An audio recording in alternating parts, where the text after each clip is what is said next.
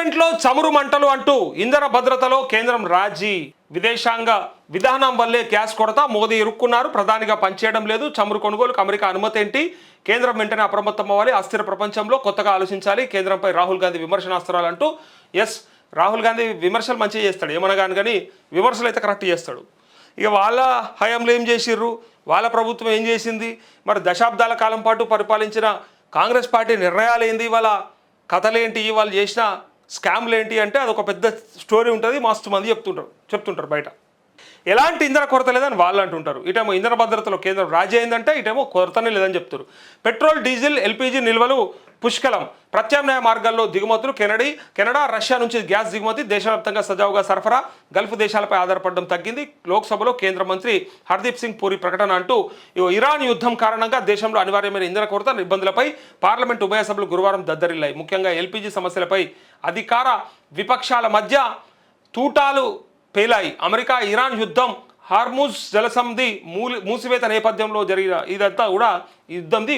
వీళ్ళు చెప్పేది ఏం తెలుసా, దేశంలో పెట్రోల్, డీజిల్, కిరోసిన్, ఎల్పీజీ కొరత లేదని లోక్సభ వేదికగా కేంద్ర ప్రభుత్వం గురువారం ప్రకటన చేసింది. అయితే ఇంధన లభ్యత డోకా లేదని, సరఫరా వ్యవస్థలు సజావుగా పనిచేస్తున్నాయని హామీ ఇచ్చింది. ఈ మేరకు కేంద్ర పెట్రోలియం సహజం వాయువు శాఖ అంటూ ఇక్కడ సభలో ఎవరు అతిథులు కాదు, నిబంధనల ప్రకారమే కార్యకలాపాలు, అనుమతి లేనిదే ప్రధాని కూడా మాట్లాడలేరు.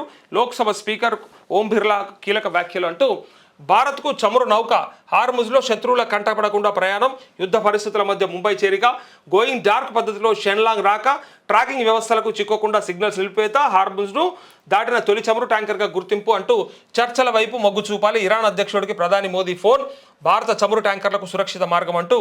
ఇదంతా కూడా పార్లమెంట్లో జరిగినటువంటి ముచ్చట. అయితే ఇక్కడ ముచ్చట ఏంటంటే, ఈ మధ్యలో సోషల్ మీడియాలో వైరల్ అవుతున్న ఇంకొక వీడియో ఏంటంటే, కేఏ పాల్ సరే నిజంగా ఆయన స్థాయి చాలా గొప్పది లెక్కకైతే. మనం అంటారు కదా, మీడియాలో చేసినటువంటి పిచ్చి కామెంట్ల వల్ల ఆయన ప్రతిష్ట అంతా దిగజారిపోయింది. కానీ ఆయన ఆ దేశ అధ్యక్షులతో కూర్చొని మాట్లాడగలిగే శక్తి ఉన్నది, సామర్థ్యం ఉన్నది, కూర్చున్నాడు. పైగా ఇప్పుడు ఏమంటా ఉన్నారంటే, వారం రోజుల్లో యుద్ధం ముగిసిపోతుంది, ఆగిపోతుంది, నేను చెప్పేసిన ఇద్దరిని ఆగుమని అని చెప్పి కేఏ పాల్ చెప్పిండు. సో ఈ యుద్ధం ఆగితే మాత్రం కేఏ పాల్ ఆపినట్టే.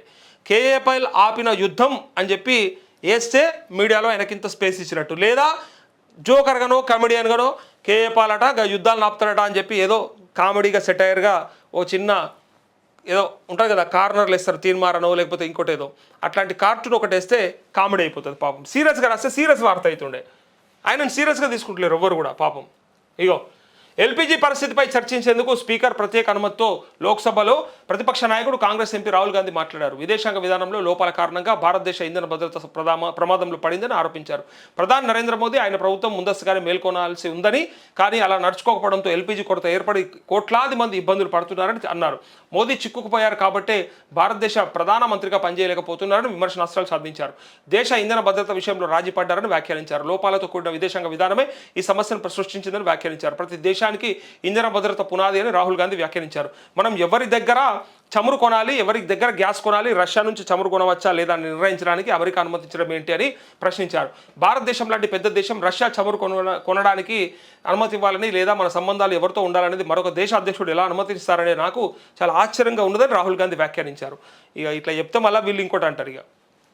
వీళ్ళు ఇంకోటి అంటారు, ఏదైనా ఉంటే మరి ఇటలీ నుంచి రావాలన్నా, రష్యా చమురు కొనాలనే విషయం అమెరికా చెప్తే మనకు నొప్పి అవుతుంది కదా, మరి ఇటలీ వాళ్ళు చెప్తే మనం కొందామా అని అడుగుతారు. కామెంట్లు సోషల్ మీడియాలో పెడతారు. భవిష్యత్తు సన్నద్ధత మొదలు పెట్టండి. ఇప్పుడు మనం చేయాల్సిందల్లా భవిష్యత్తు సిద్ధం కావడమే. మీకు కొంత సమయం ఉంది. ప్రభుత్వం, ప్రధాని వెంటనే సన్నద్ధత మొదలు పెట్టాలని చెప్పి కోట్లాది మంది ప్రజల కోసానికి ఆగం చేయకూరని చెప్పి ఇక్కడ మొత్తానికైతే మనకి ఇబ్బంది ఏం లేదని మరి ఈయన చెప్తా ఉన్నాడు. ఈ సహజవాయు శాఖ మంత్రులుగా హర్దీప్ సింగ్ పూరి ప్రకటన చేశారు. దేశంలో తగినంత ఇంధన నిల్వలు ఉన్నాయని, లభ్యతపై ఆందోళన చెందాల్సిన అవసరం లేదని హామీ ఇచ్చారు. ఇంధనాల లభ్యతలో ఎలాంటి సమస్య లేవని, దేశవ్యాప్తంగా సరఫరా గొలుసులు సజావుగా పనిచేస్తున్నాయని అన్నారు. దేశవ్యాప్త డిమాండ్ తీర్చడానికి తగిన నిల్వలు ఉన్నాయని పేర్కొన్నారు.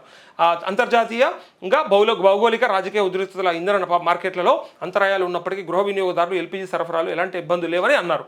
భారత్కు వచ్చే గ్యాస్ 50% గల్ఫ్ దేశాల నుంచి వస్తుందని, యుద్ధం పరిణామాలతో గ్యాస్ నిలిచిపోయిందన్నారు. ప్రత్యామ్నాయంగా కెనడా, రష్యా దేశాల నుంచి దిగుమతి చేసుకుంటున్నట్లు వివరించారు. గ్యాస్ వినియోగంలో దేశ ప్రజలకు ప్రాధాన్యత ఇస్తున్నామని, హాస్పిటల్స్ వంటి అత్యవసర విభాగాలు సరఫరా చేస్తున్నట్టు వెల్లడించారంటూ. ఇక తీరా ఆగం చూసిరా, మనం చూసినాం. మనం ఆపరేషన్ సింధూర్ వల్ల మనకి ఎరువులకి కొరత ఏర్పడ్డది. రైతులకి యూరియా కొరత ఏర్పడ్డది. ఆపరేషన్ సింధూర్ అయితే యూరియా దొరకదు మనకి. ఇప్పుడు ఇక్కడ ఈ యుద్ధం జరిగితే, ఇరాన్ ఈ యుద్ధం జరిగితే మనకు అటుపక్కకించి చమురు దొరకది, ఇంధనం దొరకది. ఇట్లుంటుంది మన పరిస్థితి. సో ఎక్కడ ఎవరు యుద్ధాలు చేసుకున్నా దేశం అతలాకుతలం అయిపోవాలి, దేశం కింద మీద అయిపోవాలి. ఇట్లా ఉంది మన వ్యవస్థలో లోపం. ఇట్లా ఉంది అంటారు కదా, మళ్ళీ అంతర్జాతీయ వాణిజ్య ఒప్పందాల సంగతి నీకేమెరక, నీకెట్లెరక, గిట్లుంటాయి గట్లుంటాయి అని చెప్పడం ఏమైనా చెప్పొచ్చు. కాకపోతే మన సంసారం మనం బాగుంచుకోవాలన్నా బాగుంచుకోవద్దా, మనం ఇంట్లో మనం ఏం చేసుకోవాలనో పక్కింటోడు చెప్పన్నా, మనకు ఎట్లా మనకు సరిపడా నిల్వల్ని ఎట్లా సమకూర్చుకోవాలనే విషయాన్ని ఎవడో నిర్ణయిస్తాడా అనే విషయాన్ని రాహుల్ గాంధీ కరెక్ట్గా అడిగిండు, బ్రహ్మాండంగా అడిగాడు. అప్పుడప్పుడు మంచిగా అడుగుతాడు, కాకపోతే సమాధానాలే వేరే రకంగా వస్తాయి ఆయనకి, అంతే.